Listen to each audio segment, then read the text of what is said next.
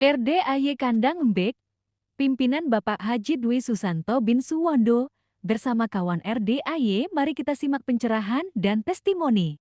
Pak Haji Marko, ini jangan sering wala yaj'al fawqahu, jangan sering nyuruh istri di atas. Fa inna dzalika itu bisa mewarisi kencing batu.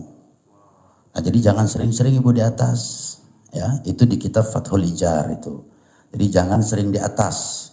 Mulai malam ini ya Bu, berubah ya Bu. Ibu nggak boleh di atas ya. Harus di bawah. Harus di bawah. Ya, jangan lupa nanti pakai pelampung ya. Lanjut Pak Kiai. Baik, para tamu RDAY. Lanjutin lagi yang tadi ML gaya tadi Pak Kiai. Ini belum mudek nih Bu Ibu. Ya, Tanti. Tanti dari Yogyakarta. Ayo Pak Kiai. Baik, para tamu RDAY, lanjut tadi apa? Lanjut dari Pak Haji Marko. Saya bilang tadi jangan sering di atas, ya. Yang itu, perempuan ya. Yang perempuan, karena itu wa inna dzalika warisu, jadi mewariskan itu kencing batu. Ya sekali-kali boleh lah, sekali-kali boleh. Sekali-kali boleh. Tapi jangan minimal sering. Sehari sekali. Nah terus itu. Terus malam Sabtu ya, malam Sabtu kalau bisa tahan jangan. Itu nanti kalau malam Sabtu itu bisa nyacai juga, ngencas gini nih. Ini itu anaknya itu. Tuh, orang yang ML malam Sabtu anaknya pasti hasilnya ngeces. Yes, ya. Jadi Bapak dan Ibu lihat, kalau lihat anak kecil, tetangga, saudara, ipar, sepupu, dia ngeces, pasti dia bikinnya malam Sabtu. Tapi itu makruh saja ya. Artinya kalau udah nggak kuat Pak Haji Marko ya nggak apa-apa, nggak haram gitu. Udah kebelet gitu. Malam takbir tuh ya, walaupun malam Idul Fitri. Takbiran nggak boleh. Malam takbiran Idul Adha, Idul Fitri. Nggak ya. Boleh. Itu tahanlah sama kita ya Pak ya, tahan. Nanti kan masih ada waktu besok gitu ya. Waktu besok. Nah, tahu gak Bu, Pak, tempat jadwal yang dilarang yang tadi dibilang Pak Kiai, apal gak? Nomor 1 apa? Malam Sabtu. 2 malam takbiran Idul Fitri atau tuh Idul Adha. Posisi wanita nggak boleh di atas. Boleh, kecuali kalau ketiban baru. Lihat sikonnya. Lanjut Pak Kiai. Jadi di atas itu boleh mau boleh, Pak Haji Marko ya boleh. Karena mungkin posisi wanita itu memang senang di atas ya. Tapi yang disunahkan itu di bawah. Di bawah diganjel sampai bantal. Atau di kitab Fathul Ijar diganjel bisa gak Ibu? Sama bantal. Kakinya bayangin Bu, bayangin ditaikin kakinya sama suami, diangkat. Tuh. Itu yang bayangin itu Bu, bayangin. Luar biasa. Gak usah dipraktekin dulu di sini, gak usah. Bayangin. Ayo Pak Kiai, tutorialnya. Bayangin, awas lo kalau nggak bayangin lo. Gua nggak mau dipraktekin. Gue nggak mau dipraktekin hari ini, nggak mau. Bayangin, ayo Pak Kiai, ulangi lagi Pak Kiai. Jadi gini, posisi ibu itu ya, ini yang ideal ya. Posisi ibu itu jangan pakai bantal, bantal itu di bawah pantat. Jadi agak ngangkat sedikit, pas di bawah, agak ngangkat. Nah baru mengucapkan assalamualaikum ya Bapak Rahmah, itu sudah ngangkat ya di situ. Berapa surat bacanya Pak Kiai? Ada berapa surat tuh sebelum ML dimulai? Kita baca salam, terus itu kita banyak sih sebetulnya. Zikir juga ya, zikir ya. Zikir, terus zikir baca sampai nggak selesai juga. Itu. Atau kita yang lebih singkatnya.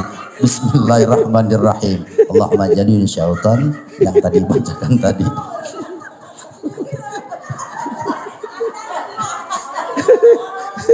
Bu, jadi gini, di kitab itu Bu, di kitab Ukudul Jen ya, Fathul Ijar, terus Qurratul Uyun, Fathul Mu'in juga dijelaskan Bu itu tata cara ibadah ya Bu ya. Makanya di sini kan ditekankan sholat sunnah qobliyah ba'diyah itu ibadah, jangan saja 5 waktu. Nah sebetulnya ibadah yang paling enak itu adalah hubungan suami istri. Itu mah udah mah enak, paling gede pahalanya. Paling besar pahalanya. Kalau Bapak sholat ya sampai 1000 rakaat mungkin nggak kuat. Nggak kuat. Dan juga mungkin juga kenapa sholat kita kayak mbah dukun. Sebelum sholat kita cari kunci nggak ketemu. Ketika takbir, Allahu Akbar. Kunci di atas lemari. Iya kan? Terkadang sholat kita 2 apa 3 ya? 3 apa 2 ya? Bener. Orang kayak gitu mau masuk surga, emang surga punya bapak moyang lo kan?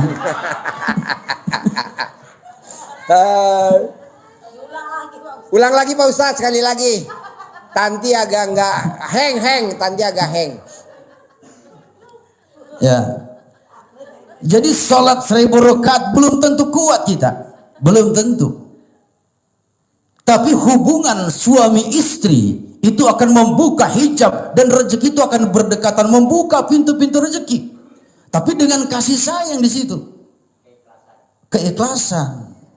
Duduknya saja ngobrol. Tuh, suami istri. Masya Allah. Itu lebih besar paling ketimbang kita sholat sunnah itu 1000 rakaat. Duduknya doang Pak, ngobrol, bercanda. Gede gak pahalanya? Gede kalau kita pengen pahala tuh. Duduknya. Terus seorang istri cium. Saya tanya, ibu pernah nggak cium suami? Di sini ada nggak suaminya di sini? Ada nggak ibu yang ada nggak di sini ada suaminya? Ada nggak? Kalau ada saya praktekkan bagaimana cara cium suami istri. Mana suaminya? Mana? Mana? Mana suaminya? Awas sini dipraktekkan. Gini, dipraktekkan cara cium istri sama suami. Sini. Ini jadi jangan kita asal cium. Ada tata caranya, ada ilmunya. Ketika istri ciumnya benar tangan suami, maka rontoklah itu dosa-dosa dan hajat akan dikabulkan. Sini Pak, sebentar sini.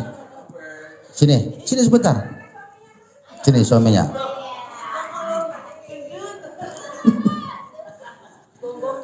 Membongkar akan dicium sama.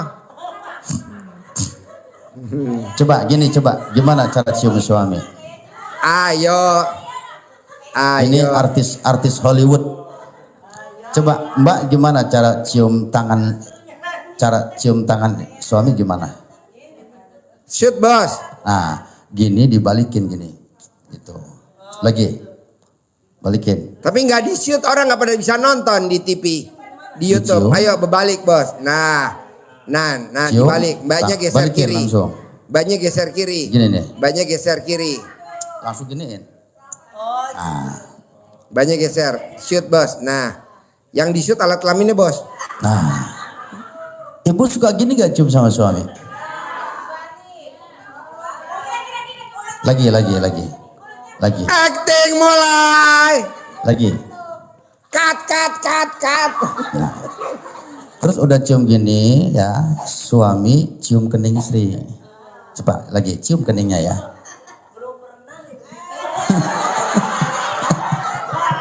Coba lagi cium. Cium keningnya. Sambil elap gini. Udah cium usap gini. Embun-embunannya. Coba lagi praktekkan. Lagi. Ya, coba balikin. Cium keningnya. Embun. Usap. Nah. Udah. Iya dia gini. Usap. Itu Masya Allah. Tuh gitu Pak ya. Jelas? Nah. Jadi saya bilang tadi Bu, ibadah itu banyak. Jadi ibadah yang paling enak itu Pak ya suami istri. Suami istri. Kita bercanda lalu istri bawa air minum sama suaminya. Apalagi suaminya datang pulang dari mana? Papa, ya Allah papa capek ya. Papa capek ya. Ketika suami datang jangan dulu tanya uang Bu.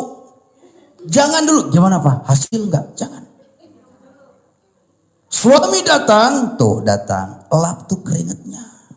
Jadi kita harus menyiapkan apa? Anduk atau lap yang bersih. Jangan lap bekas ngelap kenceng itu ya. Yang manjur Bu, ngelap keringat suami itu pakai bon utang. Langsung pasti dilunasin sama suami. Atau pakai celana dalam.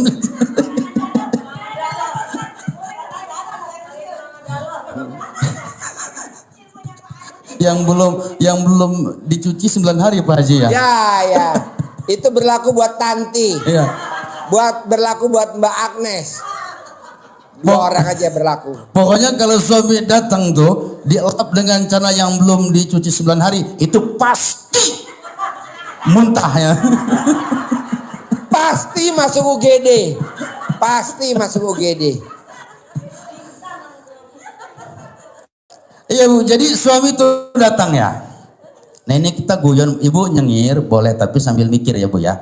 Jadi kalau yang ibadah nggak usah tinggi-tinggi lah kita, nggak usah yang tinggi-tinggi marifat itu makomnya beda ya Pak ya. Makomnya beda, ada syariat, ada tarekat, ada hakikat, ada ma'rifat. Makomnya juga beda, pembahasan beda. Kita yang umum-umum saja sudah dulu ya. Nah jadi suami datang, itu ketika datang Ibu senyum saja, itu kebuka rezeki Bu. Pintu-pintu tuh kebuka. Datang tuh suami keringat bercucuran, suami kita berangkat dari rumah keluar. Itu apa untuk siapa? Untuk kita. Menjemput apa? Rezeki di situ. Bukan untuk menghidupi kita. Makanya saya bilang gini, waktu saya di Bogor kemarin, tukang beca itu gini, tukang ini ojek, ngobrol sama saya, Pak ngopi Pak ya, ngopi, dikasih kopi sama saya. Pak capek ya? Capek Pak. Bilang kita capek. Pak lebih mulia Bapak, keringat bercucuran. Bapak cari nafkah ya buat anak istri. Itu satu kredit Allah jadikan malaikat. Lebih mulia Bapak ketimbang orang yang turun dari mercy hasil daripada korupsi. Betul. Itu luar biasa. Nah, suami datang, Ibu senyum dulu sama suami. Biar rezeki kebuka, semesta itu menangkapnya dengan indah. Ya Bu ya. Tuh, Papa, ya Allah Papa, capek ya. Nenek dulu Papa. Lah. Tapi boleh juga, betul itu Pak Haji Marco. Yeah. Jadi pas baru datang panipah ini, panipah.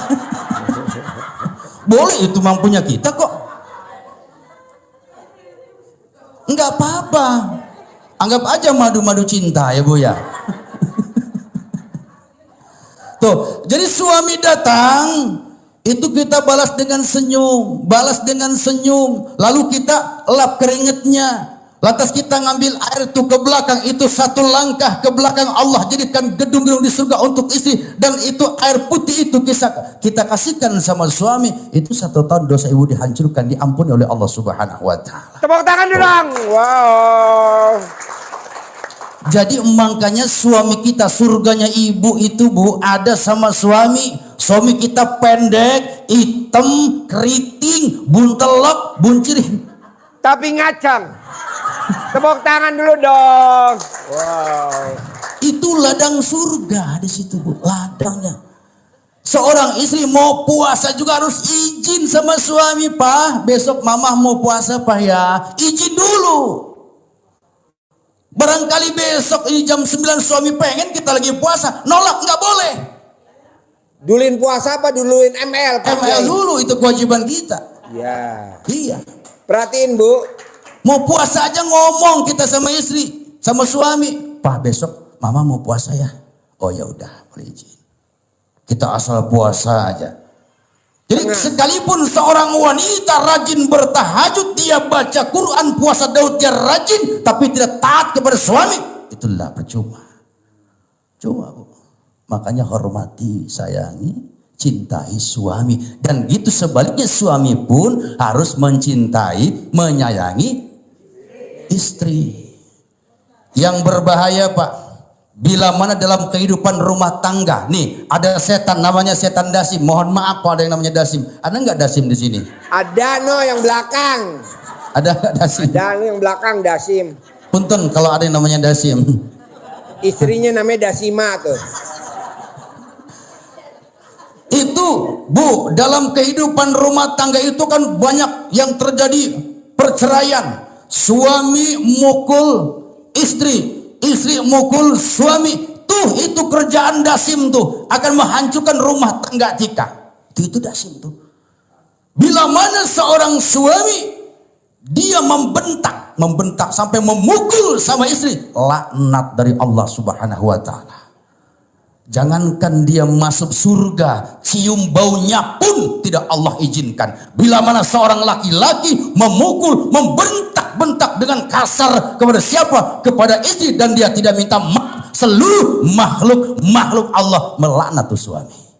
Kalau nunjuk-nunjuk Pak Ustadz, suaminya nunjuk-nunjuk pakai alat kelaminnya. Oh itu boleh. Nunjuknya kalau nunjuk alay boleh. Mama gitu. Mama boleh. Kalau nunjuk-nunjuk sambil marah, apalagi mukul, siling cakar Bu ya. Tuh. Itu kebanyakan apa faktornya? Terkadang ekonomi Bu. Terkadang ekonomi. Suami bunuh istri, istri bunuh suami. Terkadang apa? Ekonomi masalahnya. Betul nggak? Orang nyalahin duit. Iya betul, katanya duit nggak dibawa mati. Tapi nggak punya duit rasanya setengah mati. setengah mati.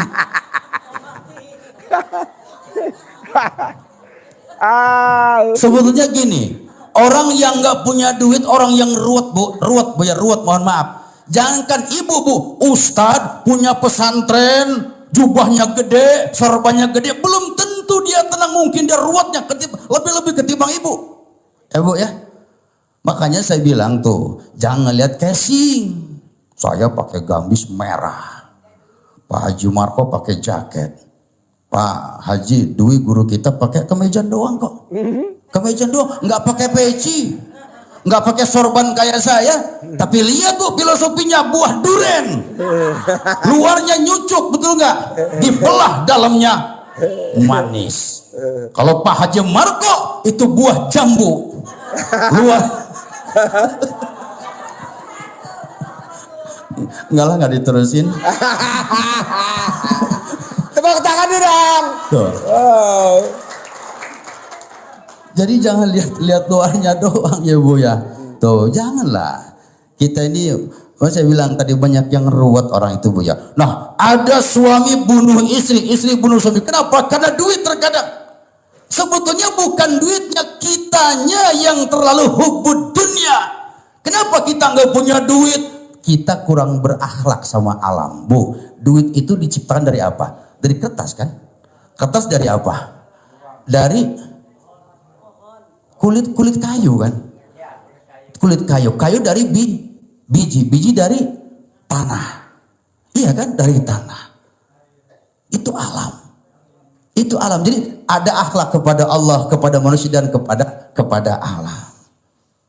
Jadi orang yang pusing karena duit, mungkin dia akhlak kepada alam. Kepada alam semesta dia kurang tanggap, kurang respon. Makanya Bu, kita harus sering memberikan afirmasi kepada diri kita. Ya Bu ya, biar doa itu nyampai, energi lepas dia. Jadi melepaskan energi ke alam semesta. Jadi biar frekuensinya nyambung dengan semesta. Jadi Allah itu Bu, menerima doa kita bukan karena fasih bahasa Arab. Mustaqim, bukan. Nyambung tidak rasa kita. Nyambung tidak, walaupun kita fasih bahasa Arabnya Bu, kalau kita tidak ada keyakinan, tidak ada keraguan, kita berdoa tapi masih ragu, kurang yakin dengan besok, menghina sudah kepada Allah Subhanahu wa taala. Betul. Nah, di sini Pak. Tepuk tangan dong. Wow. Di sini diajarkan tentang keyakinan pasti, bukan sombong. Urusan kita dengan Allah. Makanya Pak Haji bilang, sandarkan urusan kita kepada Allah, kepada Allah, kepada Allah. Tujuan kita ilahi, anta maksudi, tujuan kita Allah, waridoka matlubi, dan mengharapkan ridho Allah. Kalau Bapak semakin banyak meminta, enggak dikabulin Pak, enggak. Semakin banyak meminta. Jadi banyak saja kita bersyukur kepada Allah Subhanahu wa ta'ala. Nah jadi ibu sama suami harus banyak bersyukur juga Bu ya. Dikasih uang 1.000, alhamdulillah Pak ya, buat beli delan. Buat beli delan Pak Haji. Terasi. Dikasih 10.000 sama suami nih, harus kepake lama ya. Udah beliin tanggalan Bu, 1 tahun kepake. Beliin kalendernya, 1 tahun kepake. Jadi suami ngasih berapapun bersyukur kepada Allah. Orang yang bersyukur, la in syakartum la azidanakum, akan ditambah berkahnya oleh Allah, Pak. Ditambah, yang penting berkah itu tenang kitanya. Tuh gara-gara ekonomi orang ribut, padahal Masya Allah kalau masalah ekonomi, masalah dunia, orang yang sudah punya suami, orang yang sudah punya istri, baik tuh hubungan tuh saling bercanda, bergurau. Bu, kalau malam Jumat kudunya ibu harus pakai baju yang punya baju kebesaran. Mulai Baju, besok malam ya Pak Kiai ya. iya, baju yang gambis, ini baju yang carang. Saya tanya sama Bapak, Pak, kalau istri Bapak pakai baju yang carang itu transparan, seneng nggak Bapak? Tuh, seneng banget. Ibu berani gak? Bonusnya dapat umroh gratis akhir tahun. Besok ya pakai ya. Ini mewakili tuh. Nanti kameramen nyortir di bawah. Pakai baju yang agak tipis gitu Bu ya. Yang segini Bu, atau yang segini. Nggak masuk angin, ini khusus malam Jumat loh. Harus punya baju yang buat suami itu buat Anginnya nggak masuk, anginnya nggak masuk. Tapi yang masuk bapaknya angin. Kan ketika Pak Bapak lihat istri ya malam Jumat nih, malam Jumat terus pakai baju yang tipis gitu, Bapak seneng nggak? Senang banget. Baru ngelihat aja bapaknya udah kejedot pintu. Baru ngelihat doang. Jangan kita tidur sama suami pakai kaosnya ablak-ablakan, rambutnya keriting, terus lehernya pakai autan di sini, atau pakai presker. Pas suami mau dijilat sama suami panas, nggak jadi itu hubungannya tuh. Perhatiin Bu. Jadi gini Bu, jangan ibu cuman mau kondangan doang pakai minyak wangi. Mau kondangan, mau ke pasar pakai minyak wangi, pakai bedak, pakai gincu merah kayak loba-lobi merah, kayak jambu yang merah. Cuman mau kondangan terkadang buat untuk tukang ojek doang. Tapi kenapa kita depan suami kita nggak berdandan? Itu yang diharapkan oleh suami dan dianjurkan oleh agama kita. Harusnya ibu dandan tuh buat suami. Pipi saya buat suami. Bibir saya buat suami. Nenen buat suami. Pentil semuanya buat suami. Tuh. Buat suami semua. Bu, kalau ini Bu, kalau saya terus cerita kita jorok nggak apa-apa Bu. Kan begini, Pak Haji ada yang telepon saya. Ada yang telepon saya Pak. Telepon cuman nelpon, saya telepon lagi nggak diangkat. Kita sempat dialog ngobrol. Bilang, Ustadz ada di aliran sesat begitu Pak Haji. Bilang begitu, Bapak siapa? Saya begitu aja kan. Kok bilang aliran sesat Pak? Tak kenal maka tak sayang. Mohon maaf Bapak, saya punya guru Buya Uci Cilongok, itu guru saya. Dan saya ngaji di Buya Dumyati Cidahu, Pandeglang, itu guru saya. Dan juga guru saya di Sukabumi, Ajaran Mudrika, itu guru saya. Saya ngaji Quran di Banten, di Kadungrak, itu guru saya. Dan banyak teman-teman saya. Itu sudah berdialog dengan saya. Ini ilmu Pak Haji ini ada 3 Pak. Ilmu kearifan lokal. Kearifan lokal udah ada di zaman nenek moyang kita Pak. Dulu belum ada dokter, belum ada dokter. Dulu Pak kalau perut sakit, ini pakai centong Pak gini-gini. Kekenyangan makan. Kekenyangan tuh, pakai centong. Pakai centong. Kalau kenyang makan dicentongin. Dicentongin. Itu ilmu kearifan lokal. Yang kedua ilmu tirakat. Mandi malam kan. Nah itu udah saya sampaikan waktu itu ya. Ini kita bahas nanti lain waktu dibahas sama Pak Haji Marco nanti ya. Gitu. Yang ketiga itu sedekah. Bukan sedekah, jadi kita memuliakan. Siapa yang kita muliakan? Anak yatim Pak. Di sini ada yatim kurung, yatim tahajud, yatim umroh. Nah itu sesatnya dari mana Pak? Sampai mohon maaf ngomong gini, Pak gini aja, kalau Bapak bilang RDI sesat, Bapak datang ke RDI bilang gitu, yuk kita ngobrol, tapi live langsung, secara langsung. Kita ngobrol bercanda aja ngobrol, bercanda. Makanya luar biasa Pak.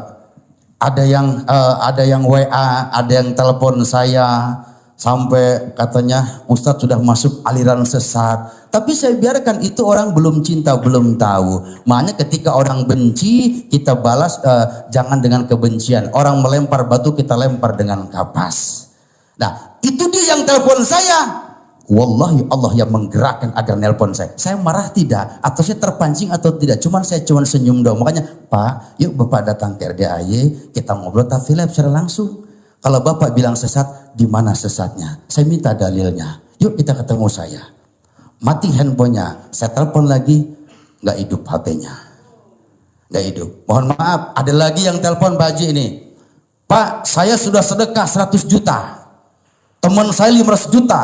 Tapi hidup saya acak-acakan. Ibu sedekahnya kemana? Ke Pak Haji Dwi Susanto. Mungkin salah kirim kali Bu. Saya bilang gitu.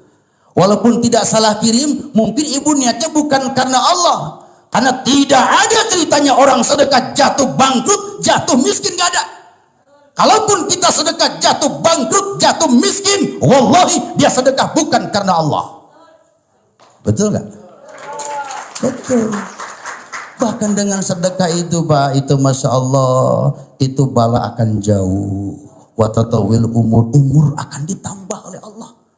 Bahkan tadi Pak Haji bilang, orang yang sudah mati, yang sudah masuk ke alam kubur, manda halal qabra bila zadin, masuk dia dalam kubur, kalau dia tidak mau bekal, itu berbahaya. Contoh nih besok Pak Marco masuk dalam kubur misalkan. Gak taunya gak masuk dalam kubur, masuk alat kelamin istrinya. Jadi itu nangis. Tuh Pak, ada di surat Al-Munafikun ayat berapa Pak? Ayat 10 apa ayatnya? Rabbi laula akhartani ila ajalin qarib. Kata Haji Marco, ya Allah, hidupkan saya kembali. 1 menit saja, sedetik saya hidupkan kembali. Saya pengen hidup kembali. Ditanya, kamu hidup mau apa? Mau sholat? Bukan. Mau punya istri lagi? Apalagi itu? Enggak. Mau nikah lagi? Enggak. Mau apa kamu hidup lagi? Saya mau sedekah. Tuh.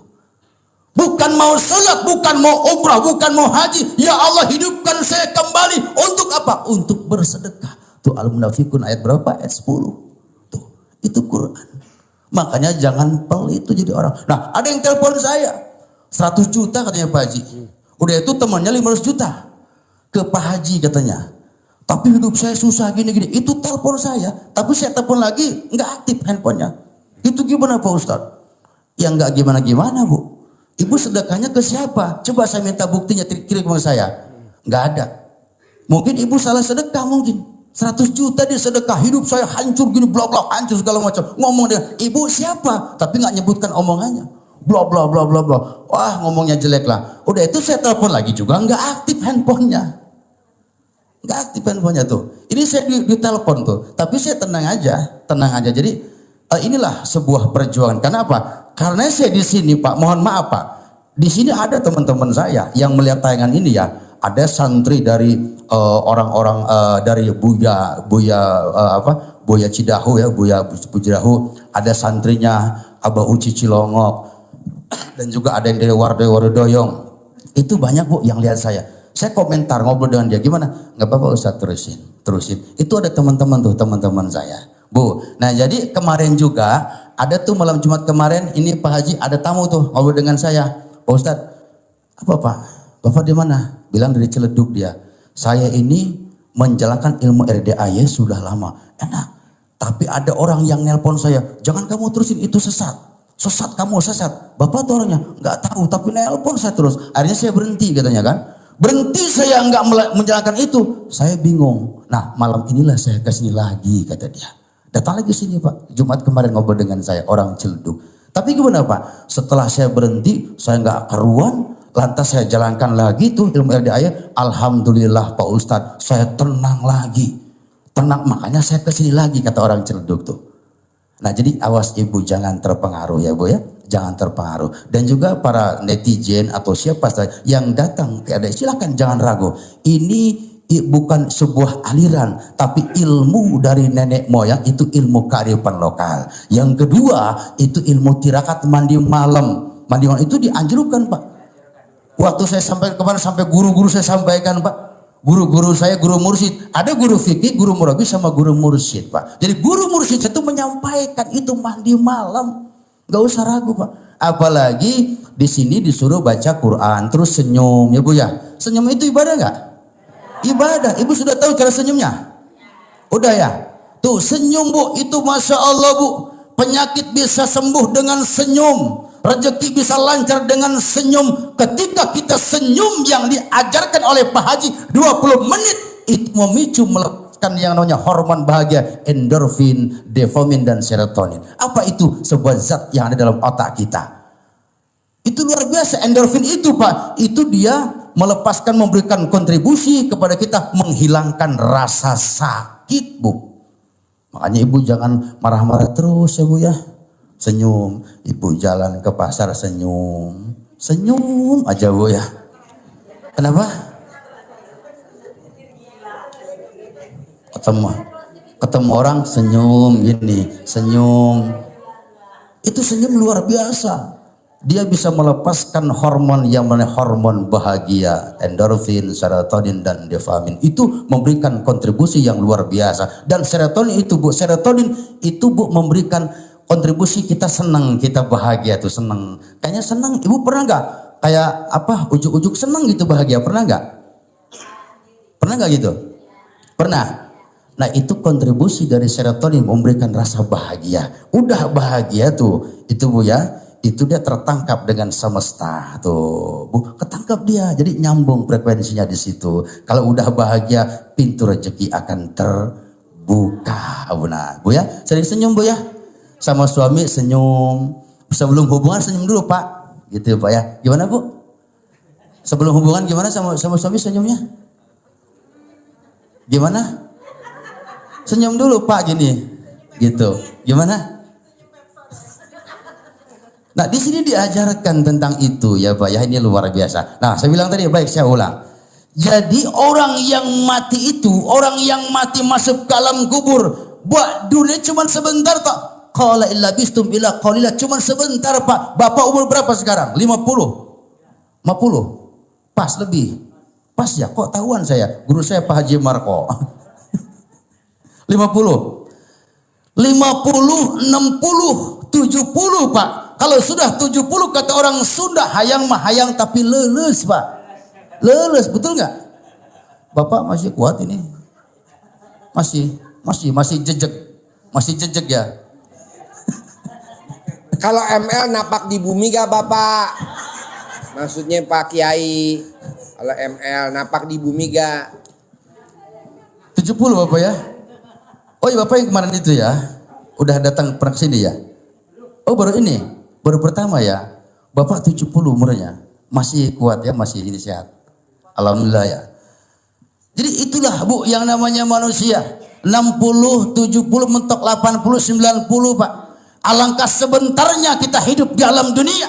Cuman segitu. Ketika kita masuk di alam kubur, alam barzah, 1000 tahun kiamat, 1000 tahun kita menunggu. 1 juta tahun, 1 juta tahun kita menunggu di alam barzah sampai menjelang datang hari kiamat. Menjerit mereka, pengen dikembalikan ke dunia. Mau apa? Mau sodako. Nggak bisa kata malaikat. Nggak bisa lagi. Lu kemana waktu itu diingatkan terus sama Pak Haji, sodako. Tapi lu kemana? Ada punya rasa sayang gitu ya Pak ya. Nah jadi jangan ngomong kita orang beriman kepada Allah kalau kita bakhil. Al-bakhilu la yadkhulul jannah. Orang bakhil itu Pak nggak akan pernah masuk surga Pak. Walaupun jidat kita hitam bekas sujud, tapi pelitnya 17 setan. Nggak bakal Pak masuk surga. Apalagi gitu udah bakhil misalkan, udah nakutin orang, serem gitu Pak. Wah itu nggak salah itu kalau orang nyerem sama tetangga dia nggak akur, pelitnya 17 setan. Sama tetangga nggak akur bikin serem, udah jelas dia diciptakan dari tanah kuburan dia pastinya. Tanah kuburan udah. Kalau orangnya goyang-goyang terus tuh, sekarang begini, sekarang besok begini, jadi nggak netep ya. Itu sudah pasti diciptakan dari tanah urugan dia Pak. Tanah urugan itu, jadi nggak punya ketetapan. Kalau sukanya ibu belanja online, suka belanja nggak ibu? Udah ibu dari tanah abang gitu. Kalau suami istri ribut terus nggak pernah akur, suami sama istri berantem, istri sama suami berantem terus, dua-duanya pasti terciptakan dari tanah sengketa itu. tanah sengketa. Kalau Pak Haji ini, Pak Haji Marco, tanah lempung, dia kalem orangnya. Tanah lempung dia, kalem orangnya. Ya Bu ya, kalem. Nah jadi baik, ibarat